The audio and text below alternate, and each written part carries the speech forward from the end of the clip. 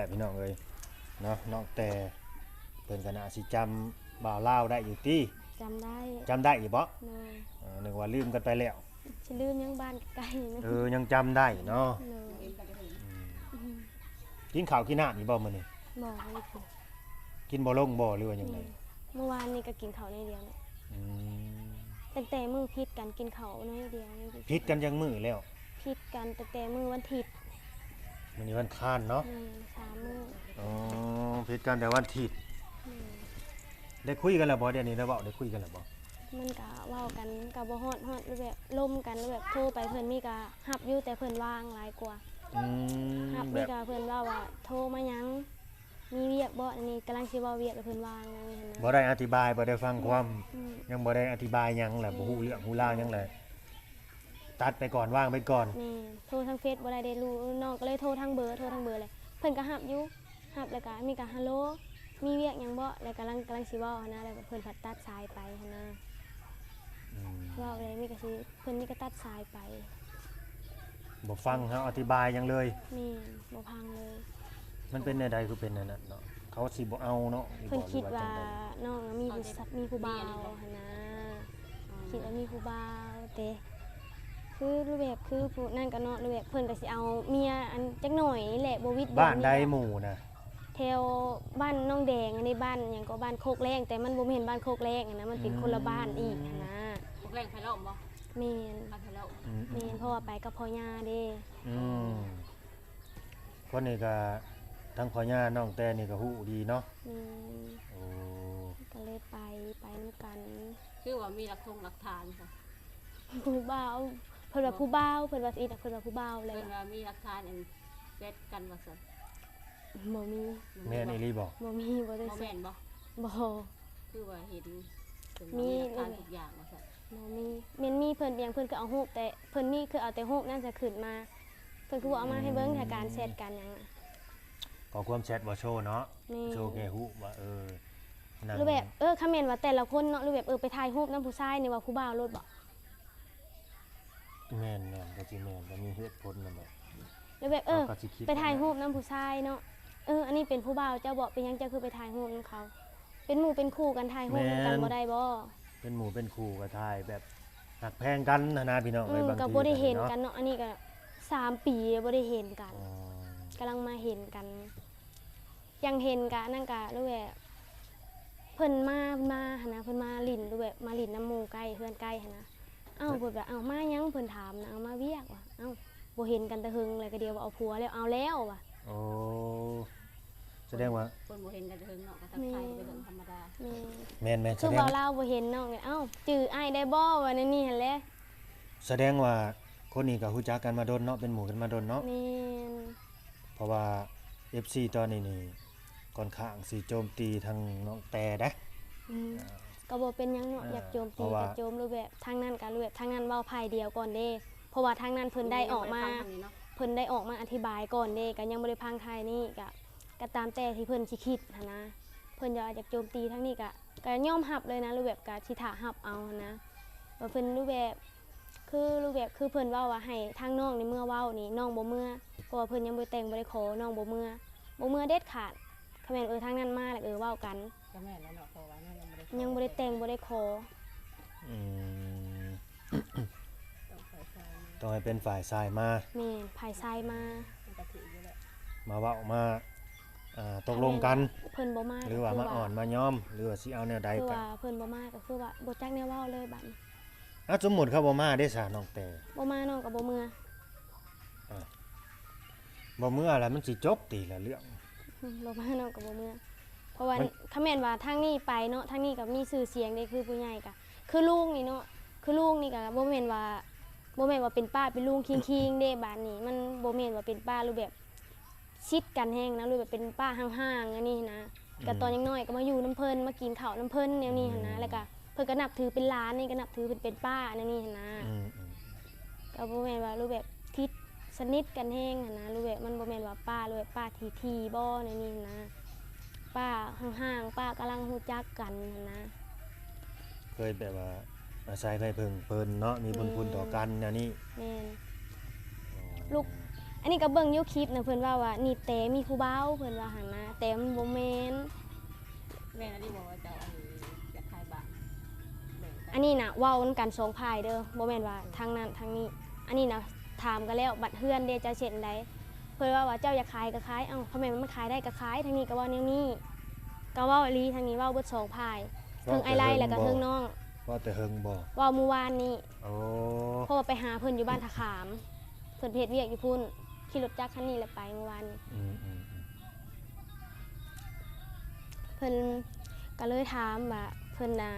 แล้วน้องก็ถามว่าเอ้าบัดเฮือนเด้ซะจะเฮ็ดอันใดแล้วเพิ่นเลยว่าก็สิขายเพิ่นว่าเอ้าเจ้าเด้ซะเฮ็ดอันใดว่าเอ้าแม่นเจ้าขายข่อยก็ขายว่าถ้าแม่นว่าบ่อยากขายก็ถ้าแม่นว่าบ่อยากขายก็อ้ายสินอนนี้เอานอนก็นอนคะแนนเจ้าอยากขายว่าแนวนี้เพิ่นว่าสิอยู่เฮือนนั้นคะแม่นว่าเพิ่นแม่นว่าบ่ได้ขายเฮือนหั่นนะก็ให้อยู่คะแนนเจ้าอยากขายบอกเพิ่นหั่นนะเพิ่นเลยว่าไผสิขายแนวนี้หั่นนะ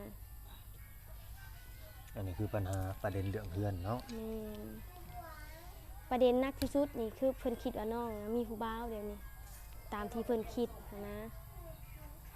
เขาไปหูไปเห็นมาแต่ไสหรือว่ามีคนเว้าบ่มีคนเอาหูมันยังมาส่งให้เขาเบิ่งปะ ฮู้อันนี้ฮู้ชนิดเลย อืม น้องนี่ฮู้แต่น้องบ่เว้า บ่ว่าว่าเป็นไผ แม่น เออ ฮู้แต่บ่เว้า คอยบอกคอยรายงานว่าเมียเจ้าหรือว่าน้องแต่นี่ไปหันไปนี่เด้ออยู่กับผู้นั้ มัน น ผู้ ก็ นี้ บ่ เด้อ แม่นว่าคนอื่นคนไกล อืม คนชนิดกันเลย ที่ว่าเอาฮู้อันนั้นให้เบิ่งนะ อันที่เขาว่าอิหยังในคลิปว่าทางน้องเพิ่น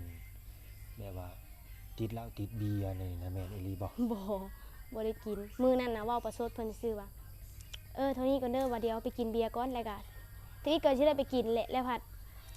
แล้วเลิกงานเนาะเลิกงานปุบปับเลยไปเวียนโต๊ะเมียนตังล้างถ้วยล้างบ่วงแล้วก็บ่ได้กินจนดึกซื่อๆแล้วก็นอนขึ้นนอนแล้วก็ตื่นเช้ามาแล้วก็ได้มามื้อวันจันทร์มื้อนี้ก็วันคานเลยดิ ได้ยินว่าขอให้น้องเต้น่ะเลิกว่ะเลิกแล้วเลิกเบียร์ก็เลิกบ่ได้แม่นเลย อันนี้น่ะเคยเว้าว่าเพิ่นก็รูปแบบทางนี้ก็ขอเนาะขอหลายอยู่คือขอนํเพิ่นว่าให้เพิ่นเปลี่ยนซะนี่รูปแบบนิสัยเพิ่นเก่าๆหั่นนะเพิ่นเลยว่าพังเบิ่งอันนี้ก็เลยเว้าตัดไปละบ่ได้เลิกบ่ได้แต่อันนี้ก็บ่ได้กินแต่บ่ได้กินหลายแล้วแต่หึงแล้วบ่ได้กินนะแต่ช่วงเราเคยป้าให้ไปลิ้นเนาะลิ้นอยู่ในบ้านนี่แหละแล้วก็บ่ได้กินเลยบัดนี้ แล้วก็บ่ได้อันนั้นบ่ได้กินเหล้ากินเบียร์เลย อืมเคยคออีหยังเขาเป็นหยัง แบบมัน สิถาม หลายแนวเนาะหรือแบบ บ่ มัน ได้บ่ บ่ได้ เรื่อง พาะ น้ ว่า องเรื่องนุ่งนี่แหละ ผ่าน เรื่องน้องเรื่องนุ่งส่วนหลาย อืม เพิ่นรู้แบบเพิ่นมักเว้าคือตอนหนึงเนาะ เพิ่นเว้าว่าเพิ่นเว้าน่ะให้พ่อไปอยู่เพื่อนเนาะเพิ่นเลยไปเฮ็ดเวียกอยู่ดง ให้พ่อเลยไปอยู่เพื่อนแล้วเพิ่นเว้าว่าอ้วนว่ามาเบิ่งในก้อเฮือนนี่หมาหรือคนอยู่บัดแล้วทางนี้พะถามว่าเอ้าจะเว้าไผหมาคือคนอยู่น่ะผู้ใดอยู่เฮือนกับผู้นั้นแหละเป็นหมาเทั้งพ่อเทั้งน้องอยู่เฮือนน่ะ มันสิบ่รวมฮอดพ่อเฒ่าบ่ซะแม่นเว้าในนั้นน่ะเว้าฮอดผู้เฒ่าเป็นหมา อืม กะอันนี้ก็ค้ำตัวที่ว่าอันนี้น่ะไปถามเมื่อวานนี้เจ้าว่าสิไผว่าเป็นหมานะผู้ใดอยู่เฮือนกับผู้นั้นแหละเป็นหมา อืม นี่เราเว้าจากปากเราเอง เว่าแต่เฮิงบ่ เว้าเมื่อวานนี่ โอ้ ไปถามมาเมื่อวานนี้ เขาว่าวานนี้ แม่น เออ ผิดกันนะหักเว้ากันแต่ เป็นมื้อแล้ว มื้อวันอาทิตย์ วันที่ กำลังได้3มื้อนี้ อ๋อ ก่อน ก่อนหน้านี้มีแบบ เคยแบบว่า เรื่องงองแงงกัน แบบว่าน้อยใจกันหรือว่าเครียดกันหายกันอหยังผิดใจกันมาก่อนอยู่บ่ บ่ จักสิมาจุดฮอดจุดแตกตรงนี้นะแตกหักสิว่าแตกหักก็แม่นได้เพราะว่า บ่เค บ่ ย เข้าใจกัน อืม แม่นรู้แบบทางนั้นก็บ่เข้าใจเฮาทางเฮาบ่เข้าใจเขาแนวนี้หั่นนะมันก็เลยเป็น ล แน อ ว ง นี้ ลองคุยกันล่ะบ่ คุยกันคือเขาโทรไปเขาหับคือเขาเว่ากับเบาเล่าพี่นี่แหละหับแป๊บเดียวแล้วเขาก็วางเขายังบ่ได้เว้าหยังซ้ อ๋อ ำเขาวางหับแต่เขามีก็วางเบิดเขาบ่หับเขาก็ตัดสาย เขาว่าเขาขี้เดียดหนังหนาแห้งแล้วเขาว่านะ อืม บ่อยากเห็นแห้งแล้วหนานี่ เขาบอกแบบนั้น แม่น มันบ่อยากเฮ็ดคือให้น้ำซา บ่อยาก ให้เฮ็ดหยังซะ บ่อยากเห็นหนังหนาแห้งแล้วบ่อยาก คือ เห็น แบบ หนังห ว่า นาที่สุด เห็น แล้ว ว่าน้องเต้ไปนี่ไปแต่ถึงก็บ่ยอมกลับบ้านเลยว่าแล้วเวียกเลยยังก็บ่มาเลยว่ะ มันบ่แม่นว่าแล้วเวียกเนาะเวียกยังบ่ได้แล้วเวียกแล้วมันเป็นมื้อวันจันทร์มื้อวานนี้เวียกแล้ว มันบ่แม่นว่าสิแล้วปุ๊บเลยคำเมนเพิ่นบ่มาส่งให้ได้เฮาจังสิมาได้เนาะ อื เงินเฮาก็บ่มีเด้ ไปก็ไปกับน้องบ่น้องไป แม่น นำ ไป บ่ กับตุ๊กกับแม่นอยู่รูปแบบเพิ่นก็สิเอาให้เงินน่ะเขาแม่นว่าเพิ่นบ่มาส่งชิโน่เฮาสิลัดรถหยังมามันตั้งอยู่บ้านโคกแรงพู้ อ๋อฮักเวลาเพิ่นมาส่งเพิ่นก็มาส่งฮอดเฮือนเลยบ่หรือว่าแน บ่ วใด เพิ่นส่งในชิโน่เพิ่น อ้าว มาส่งกับอันนั้นแล้วก็เพิ่นเอาเงินให้มาลัดรถเมื่อเพิ่นก็มีเวียกเด้ เออ ก็พากันมาฮอดเมื่อ ไป วา เฮ็ น ดเวียก นี้ อยู่เสร็จอยู่ว่าพวกแรก เวียกของพ่อย่าแหละบ่าวลาวฮู้บ่ บ่ฮู้มีแต่ว่าเราเว้าแต่ว่าเรายากเวียกหลายจังซั่นจังซี่ ชาวบ่กล้าเว่าแล้วซะ อ้ายก็บ่ฮู้คือกันว่าเฮ็ดหยัง อันนี้ก็ฮู้อยู่แต่บ่กล้าเว้า บ่กล้าว่าออกสื่อเนาะ แม่น แล้วก็สิเฮ็ดเฮือนเฮ็ดซ่านให้คนของลาวหั่นแหละ อืม ตามนั่นแหละที่ได้ยินมาแว่วๆอยู่ อืม นั่นนะอันนี้ก็ได้ยินมาอยู่ก็บ่กล้าว่าออกสื่อเลยมันเป็นเรื่องส่วนตัวของเขาเจ้า แม่น นั่นนะ ก่อนนั้นก็พากันขึ้นเวียงน่ะขึ้นเบิด4คนขึ้นเวียงเลย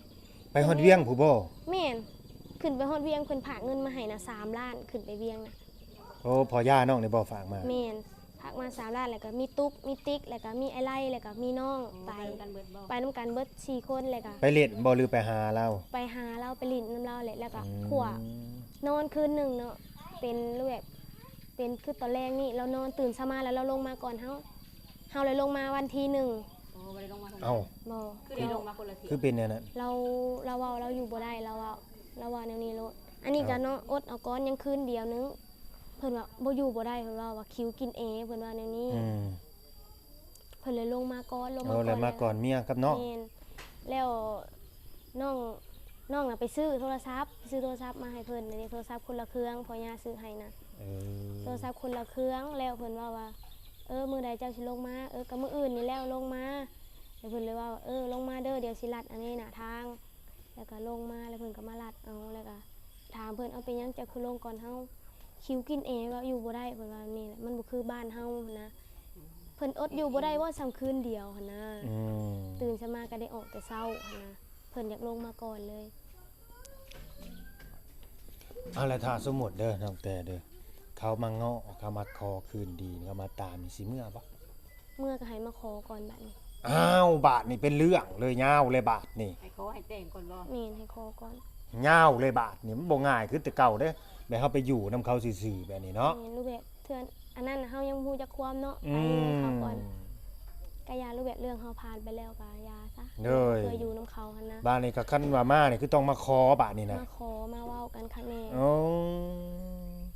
เอาผู้รักผู้ใหญ่มาคักแน่ เลยบ่ให้เป็นคือเก่าเองนะเป็นแบบนี้แหละมันยากแล้วก็ยากน้ำหลังแบบนี้แหละ แม่น มันยากมันสอน้ำหลัง แม่นอันนี้ก็คือถือว่าที่ผ่านมานี่ก็ชื่อว่าทั้งพ่อน้องแต่นี่เนาะก็ถือว่าดีสุดๆแล้วแบบ เราบ่เคยไปตื้อไป เอ๊ะ หยังเลยหั่นนะ ดีสุดๆเลยเด้ ตั้งแต่เอากันทำอิฐมีกับแม่ไปหาเธอเดียว แล้วเพิ่นก็เลยว่าเพิ่นมาบ่ได้ อันนี้ หั่นนะ อันนี้โตเฮากับบ่ฮู้มาก่อนเด้อพี่น้องเด้อตั้งแต่น้องไปอยู่กับเขามานี่เคยแบบผูกคอต่อแขนอีหยังกันเรียบร้อยแล้วบ่ บ่เคย ยังบ่เคยขอเคยห้องอิหยังกันจักเทื่อ บ่ ยังบ่เคยขอ อยู่กัน โอ้ ผัวเมียคุยซื่อ โอ้อยู่แบบ อยู่นํกันรูปแบบคำแม่นว่าอันนั้นก็เป็นผู้บ่าวผู้สาวกันซื่อ โดย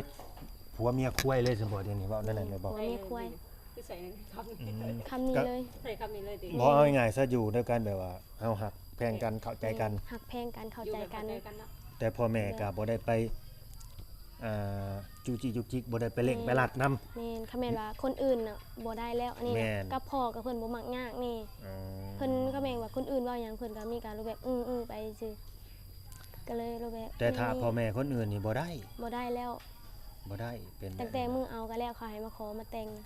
ฝ่ายซ้ายนี่เขานั่นเนี่ยได้ก็ได้อยู่แล้ว แม่นภายซ้ายเขาบ่เสียหายเด้ แม่น ภายซ้ายเขา เสียหายเนาะ แม่นเฮาเลยเสียหาย เอ้า ถ้าทางฝ่ายยิ่งบ่เรียกร้องเขาก็บ่สนใจได้ แม่น เขาก็สิเซยเลย แม่น ต้องเป็นฝ่ายเฮา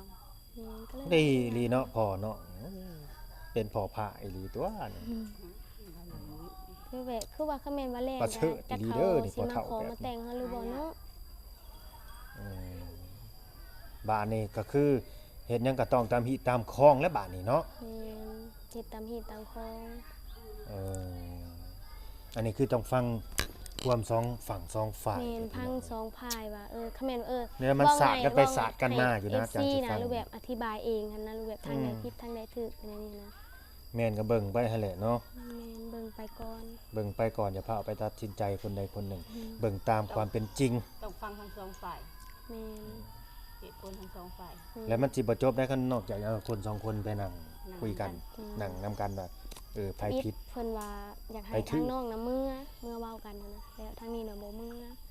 เฮ็ดได้ก็บ่เมื่อคันแม่นว่าทางนั้นมาแล้วก็สิยอมเว้าคันแม่นเพิ่นบ่มาก็จักสิว่าได้แล้วเป็นเพิ่นบ่มาเด้จ้ะ แม่นให้ทางน้องเมื่อนี่น้องบ่เมื่อซะว่าเพิ่นไล่น้องมาเลยเด้เพิ่นว่าก่อนสิอันนั้นน่ะก่อนสิผิดกันอีหลีโลนะเพิ่นว่าไปเก็บเอาส่งเสื้อน่ะอยู่เพื่อนนะแล้วก็เมื่อหนี้ในนี้หั่นนะ มัน เขา ก็ บ เป็ อน ก กา นั่ ร นเองเล ไล่ ย เลยแม่นผัวเว้าอันนี้ คือไอ้ไล่นะเว้าเองเลย ไล่หนี้จากเขาประมาณนี้ แม่นว่าไงบ่อยากเห็นหนังหน้าแห้งแล้วขี้เดียดหนังหน้าแห้งแล้วไปหนี้ ไล่หนี้จากเขาเพราะว่าบอนอยู่นั่นหรือว่าเฮือนหลังนั่นนี่สิเป็นเฮือนของน้องกับเขาบ่เกี่ยวกับพ่อกับแม่หั่นนะถือว่าพวกน้องสองคนนี่แยกกันออกไปหั่นนะจากพ่อจากแม่ไปอยู่นํกัน อืมอืม เขาไล่หนี้ว่าซั่น ก็ทราบว่าไล่หนี้แล้วเนาะให้เก็บเอาส่งเสื้อแล้วก็หนี้แนวนี้หั่นนะ อืม กับที่เจ็บคำที่ว่าไผอยู่เฮือนนี่หมาบ่นะทราบว่าเว้าใส่พ่อนะ อันนี้ก็เคยเว้าตลอดบ่หรือเขาก็เว้าคำแบบนี้ ตั้ หั่ ง น แต่ นะ อยู่นำกันมา คอมเมนต์ว่ามีก็ว่าใส่น้องว่าใส่น้องอันนี้ผัดคอมเมนต์ว่าเฮาคิดนั่นน่ะเนาะคอมเมนต์ว่าคิดว่าใส่น้องบัดพ่อพออยู่นั่นคอมเมนต์ว่าพอได้อยู่เฮือนเนี่ยผู้นั้นเป็นหมาว่ะกับพ่อก็อยู่นั่นอยู่เฮือนน่ะพ่อพออยู่นั้นมื้อนั้นเลยว่าผู้นี้แล้วผู้น้อยอะติ๊กบอกว่าโทรไปว่าที่อ้ายนะให้เฮาบ่จังซั่นว่าจังซี่นะเฮาก็บ่ได้อยู่เนาะจะเขา โทรไปบอกเอื้อยบ่ แม่นอันนี้ก็ว่าได้บ่หลายแน่ อืม เว้ากันบ่ได้ และมื้อนี้นะคือค่ำแล้วสินอนอยู่นี่บ่หรือว่ากลับไปนอนเฮือนพุ่น นอนน้ำปลาเมื่อคืนนี่ก็นอนอยู่นี่ อยู่เฮือนน่ะมีพื้นมีไฟบ่เดี๋ยวนี้ บ่มี มืดๆเลย แม่นมี ไผไปนอนอยู่หั่น ข เดี๋ยว อ นี้ นอน เอ อันนี้ก็นอนน้ำปลานอนเฮือนปลา อืมน้องก็นอนอยู่นี่เนาะ แม่นอนอยู่นี่ ฟืนไฟก็บ่มีอยู่หั่นน้ำกอกได้ยังใส่ได้อีกบ่อยู่หั่น ใช้ได้บ่พอ กอก ใส่ได้บ่ มันบ่มีโทร อ๋อห้องน้ำได้ใส่ได้อยู่บ่ยังได้เนาะ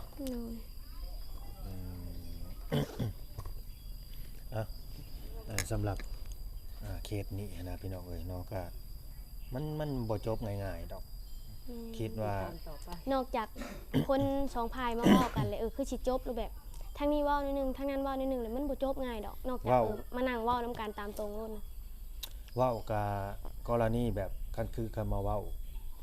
ทางน้องแต่เนาะหรือว่าผู้หลักผู้ใหญ่ทางนี้ก็แบบว่าเปลี่ยนแนวหั้นนะคือหลังจากถ้ามาเว้าก็ต้องมา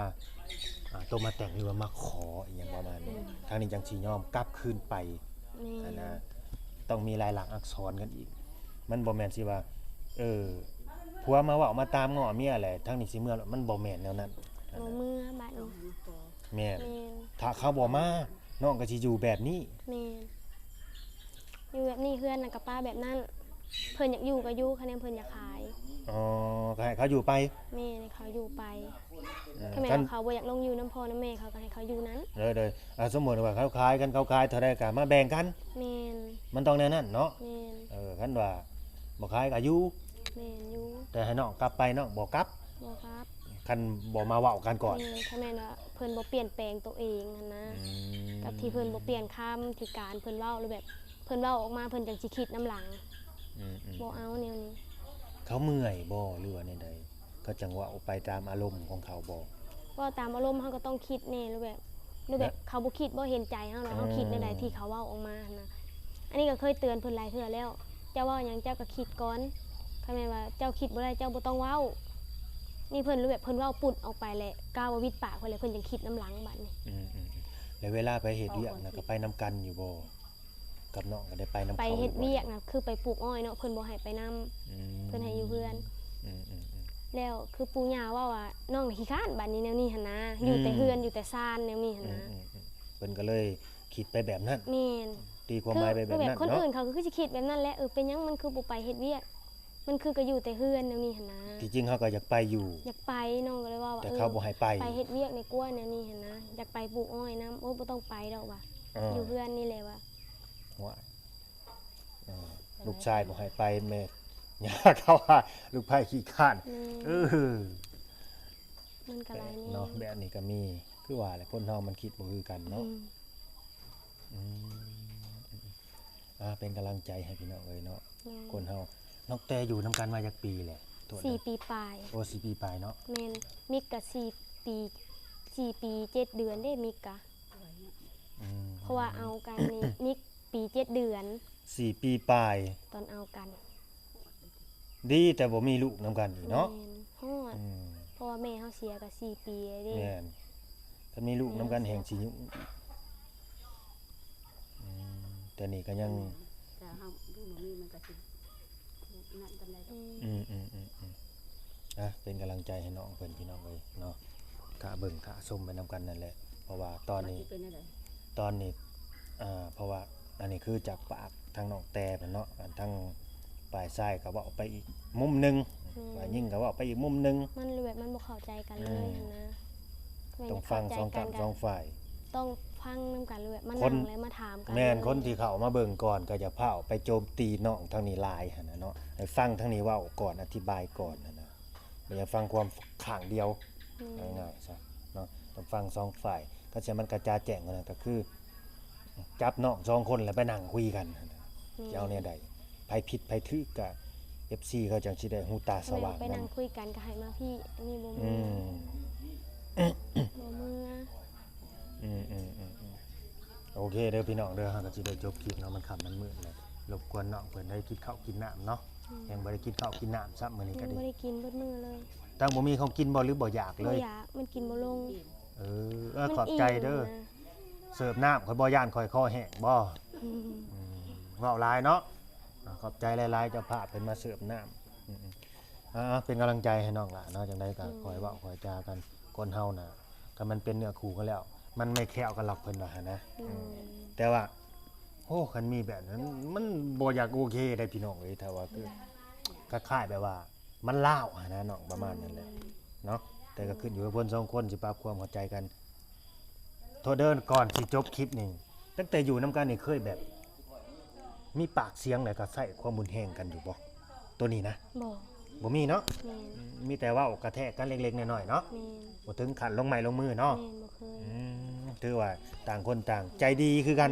เพิ่น ใจ น่ะ เย็น ใจดีเพิ่นน่ะเนาะบ่แม่นว่านั่นทางไอไลน์น่ะเพิ่นดีเบิด อืม เลี้ยงน้องเลี้ยงหยังเพิ่นดี แต่รูปแบบ แม่น รูปแบบเพิ่นรูปแบบการเพิ่นเว้าเพิ่นจานะเพิ่นพอเพิ่นบ่เปลี่ยนตัวนี้ อืม การเว้าการจาด้วยเว้าก่อนจังคิดน้ำหลังอะอันนี้บ่ อ๋อ มัก คือตัวนี้เปลี่ยนบ่เปลี่ยนเลย แม่นรูปแบบก็เคยบอกเพิ่นหลายเทื่อแล้วเจ้าเปลี่ยนได้บ่ให้เว้าแนวนี้นะ เออ เพิ่นมีก็ว่าเพิ่นรูปแบบเพิ่นมีก็หั่นนะแล้วก็เฮิงๆแล้วก็เพิ่นก็เว้าอีก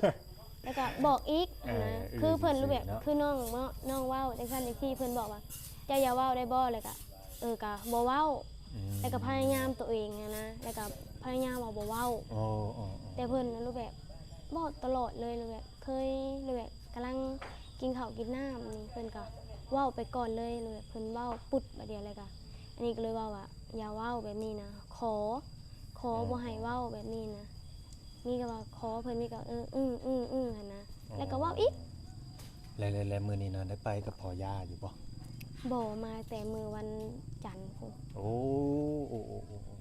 มา เค มื โอ อ เคซะ วานนี่แหละ เฉพาะเพิ่นจังว่าบ่ฮู้เด้อบ่ได้อยู่นํได้เพิ่นว่า แม่ อันนี้นะอืมคิด เพิ่น ว่า ก็ รา โทร ตัว มา ซะ ถามอยู่บ่ได้เป็นย้อนพ่อบ่รู้บ่ว่ะ อืม ก็บ่ได้เป็นย้อนพ่อแล้วว่ะ มันสิเกี่ยวหยังกับเราเนาะ แม่ เออ นก็มื้อสิไปกับต้นเว้ากันจบเจือเลยเฮาไปเฮิงได้เทื่อกะทิศหนึงได้หั่นนะก็บอกเราแล้วเด้ โอ้บอกทางนี้แจ้งทางนี้แล้ว แม่น ทางนี้ก็อนุญาตให้ไป อนุญาตไปโลดบ่อ้ายเฮ็ดงานท้าทางนี้ว่า เออ ว่า แล้วเพิ่นบ่ได้ชวนแบบน้องไล่ไปนํบ่ซะ ส่วนเพิ่นว่าไปนํกันเบิดเด้อ เออ แต่เพิ่นบ่ไป ยันว่ามาชวนนะแต่เมียกับน้องไปแบบนี้ บ่ นะ คือขึ้นเวียงเพิ่นก็ส่วนไปเบิดเลย ไปเบิด4คนเด้อลูกเด้อว่ะมิกนะบ่ต้องเอาไปว่ารถหลายเพิ่นว่านี่นะอยู่เวียง ก็บ่ได้เอาไปก็มาป้าไว้น้ำพอ อืม แล้วก็ลงมาแต่เวียงแล้วก็นอนเฮือนน่ะคืนหนึงตื่นขึ้นมาแล้วก็ได้ไปน้ำเพิ่นอีกหั้นนะชวนเอาเพิ่นแล้วเพิ่นบ่ไป บัดลงมาได้ซะน้องแต่ลงมากับไผแต่เวียง ลงมากับตุก2คนกับติ๊ก โอ้ กับติ๊กนำลงมา3คน ลงมากัน เร 3คน เราลงมาผู้เดียว อ๋อ นึกว่าพ่อย่าลงมาส่งบ่แม่นเนาะ เพราะย่าเพิ่นขี่เครื่องบินเพิ่นนั่นแหละเพิ่นขี่รถบ่ได้ อืมก็แสดงว่าที่เราไปละมาแล้วมีแต่ขี่เครื่องอย่างเดียวเนาะ แม่น โอเคพี่น้องเอ้ยก็สิได้จบคลิปส่ำนี้เนาะก็ขอบคุณ FC ที่เขาเอาเบิ่งมาชมพี่น้องเอ้ยเนาะฝากกดไลค์กดแชร์กดติดตามฝากเป็นกำลังใจให้ทั้งน้องแต่กับน้องไล่เพิ่นนำพี่น้องเอ้ยทั้งสองฝั่งสองฝ่ายเนาะสำบายดีน้องสำบายดี สบายดี สบายดี